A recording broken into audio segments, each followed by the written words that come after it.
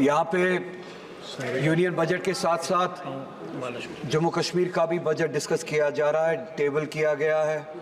Discuss तो नहीं किया जा रहा है, टेबल किया गया है, क्योंकि डिस्कशन में अभी तक सिर्फ एक मेंबर के अलावा जो कि जम्मू कश्मीर से ताल्लुक़ रखते हैं, उनके अलावा जम्मू कश्मीर के हवाले से किसी ने बात नहीं की। चेयरमैन साहब, आपके ज़रिए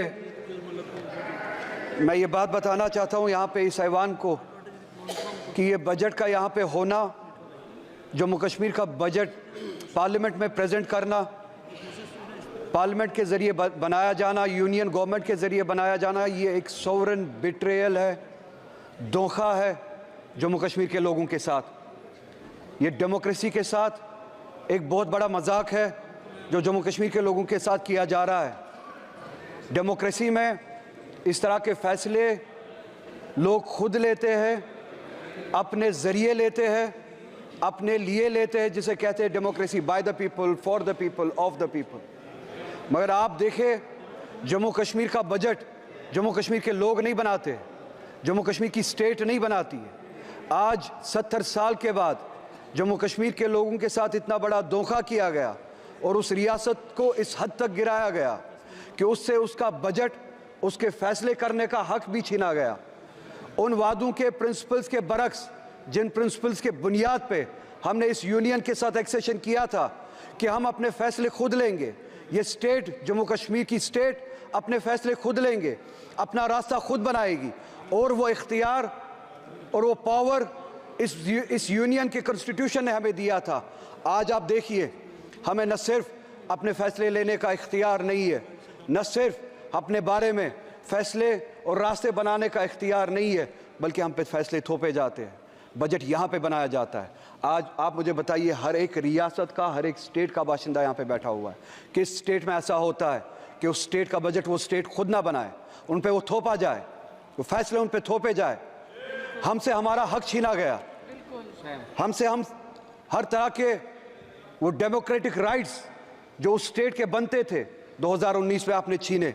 370 एक कड़ी थी जिसके ज़रिए हम इस मुल्क से जुड़े थे, और उस आइन के उस आर्टिकल के ज़रिए हमें वो हुकूक दिए जाते थे, हमें हमारे सब्जेक्ट्स पे लेजिस्लेट करने का हक दिया जाता था। हमसे पूछे बगैर 370 यहाँ पे छीना गया, हमसे पूछे बगैर हमारे खिलाफ फैसले लिए गए, हमसे पूछे बगैर हमारा स्टेटस, हमारा डेमोक्रेटिक राइट हमसे छीना गया। नतीजा ये है कि आप आज कहते हैं कि जम्मू कश्मीर यूनियन टेरिटरी है, जिसे मैं आज भी कबूल नहीं करता हूँ। एक ऐसी रियासत जिसके पास अपनी लेजिस्लेटिव पावर थी, कॉन्स्टिट्यूशनल पावर थी, आज उनके पास कुछ नहीं है। नतीजा ये निकला कि बजट यहाँ पे बनाया जाता है और उस बजट में मजाक किया जाता है जम्मू कश्मीर के लोगों के साथ। एम्प्लॉयमेंट के हवाले से आप देखिए, जम्मू कश्मीर की रियासत 2019 के बाद आज पहली बार 70 सालों में पहली बार अनएम्प्लॉयमेंट मुल्क में सबसे ज़्यादा है जम्मू कश्मीर है। इनके अपने आदाद शुमार है, पहले नंबर पे या दूसरे नंबर पे आज पहली बार, क्योंकि हमसे हमारे इख्तियारात छीने गए, डिसीजंस हम नहीं लेते, आपका वाइस रॉय वहाँ पे डिसीजन लेता है, जिसे आप LG कहते हैं। नतीजा ये निकला, अनएम्प्लॉयमेंट सबसे ज़्यादा है। अनएम्प्लॉयमेंट इतनी ज़्यादा है कि अब अगर लोग वहाँ पे अप्लाई करना भी चाहते हैं, आपके पास उतने रिसोर्सेज नहीं है, जगह नहीं है जिनके ज़रिए आप वो जो ज़रूरत है वो पूरा कर सके, वो एम्प्लॉयमेंट दे सके। एम्प्लॉयमेंट के हवाले से आप बहुत सारी लेवल्स पे जम्मू कश्मीर के लोगों के साथ जंगें लड़ रहे हैं। नई रिजर्वेशन पॉलिसी यहाँ पे लागू की गई, हमने नहीं बनाई, जम्मू कश्मीर के लोगों ने नहीं बनाई, यहाँ पे बनाई गई और वहाँ पे थोपी गई। 70% रिजर्वेशन बढ़ाई गई, ओपन मेरिट को 30% तक कम किया गया। ओपन मेरिट के लिए अब जगह सिर्फ 30% बनती है। ये एक ऐसी लड़ाई है जहाँ पे ये चाहते हैं कि वहाँ पे क्लास वॉर हो, सोसाइटी के जो मुख्तलिफ सेक्शंस है आपस में लड़े, जो हमारे बैकवर्ड क्लासेस है जिनके लिए हम चाहते और हमेशा से रिजर्वेशन थी और हम चाहते थे उनको सपोर्ट मिले, वो ऊपर आए, उनको ऊपर ओपन मेरिट के साथ लड़ाया जा रहा है, क्योंकि तनासुब जो है, रेशो जो है पॉपुलेशन का, उस हद तक नहीं है जिस हद तक रिजर्वेशंस बढ़ाई गई। 70% के हद तक रिजर्वेशंस बढ़ाई गई, ओपन मेरिट को घटाया गया, जिससे क्लास वॉर, सेक्शन वॉर होने का एक खदशा है। मेरी गुजारिश करते हुए शर्म आती है, क्योंकि मैं फिर से कहूँगा, हमारे हाथ में इख्तियार ही नहीं है। इन्हें भी सोचना चाहिए एक रियासत है जहाँ पे हमें अब उस हद तक गिराया गया है कि यहाँ के भीख मांगनी पड़ती है, हम अपने फैसले नहीं ले पाते।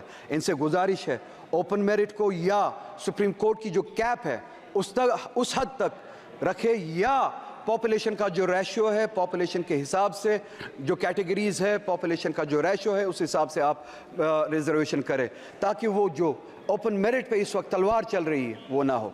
हमारे लोग वहाँ पे इसका खामियाजा उठा रहे हैं। इसी के साथ साथ हमारे जो वैकेंसीज फिल करने के लिए जो डिले हुआ था कोविड की वजह से, कोविड से पहले हम स्टेट पे ताला लगाया गया था 2019 में, अगर यहाँ पे सबको याद हो। उस दौरान स्टेट ने काम नहीं किया, उसके बाद कोविड आया, उसके बाद ये जो वैकेंसीज फिल होनी थी उसके लिए वक्त नहीं दिया गया, वैकेंसीज फिल नहीं की गई। नतीजा ये हुआ हमारे जो बच्चे हैं, लड़के लड़कियां जो है वो अब ओवर एज होना शुरू हो गए हैं।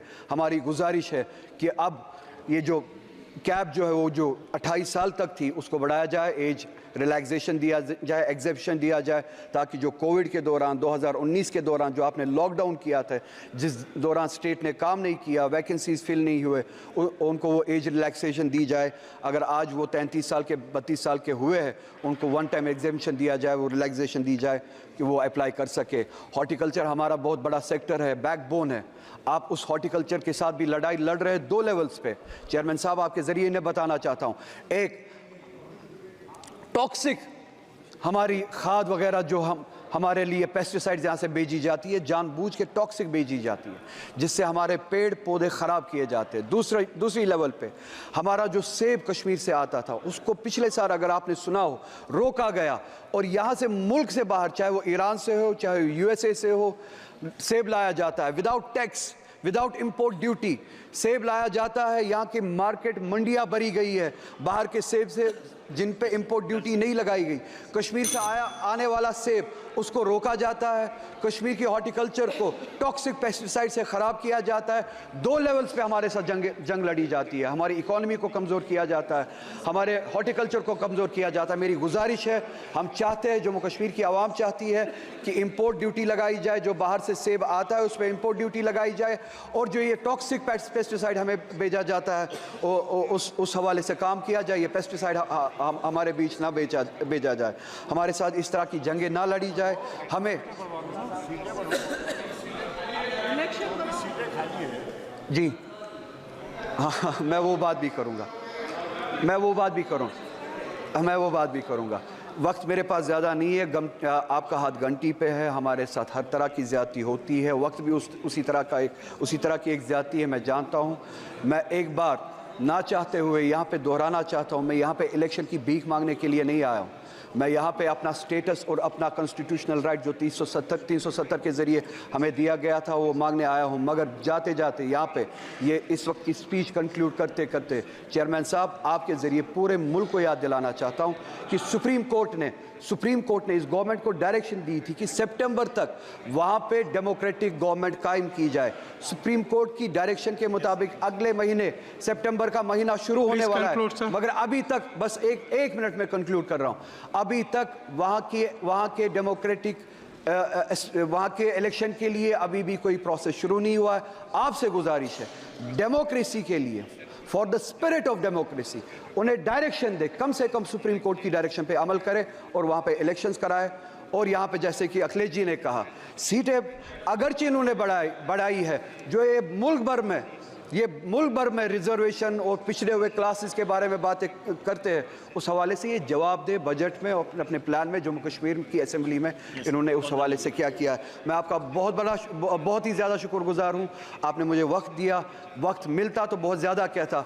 इन सभी से गुजारिश है कि ये जो हमने बातें की हैं इन पर गौर करें और हमारी तरफ से भी बात करें, इनका अटेंशन फोकस जम्मू कश्मीर की तरफ ले, हमारे मसले हल कराए। बहुत बहुत शुक्रिया।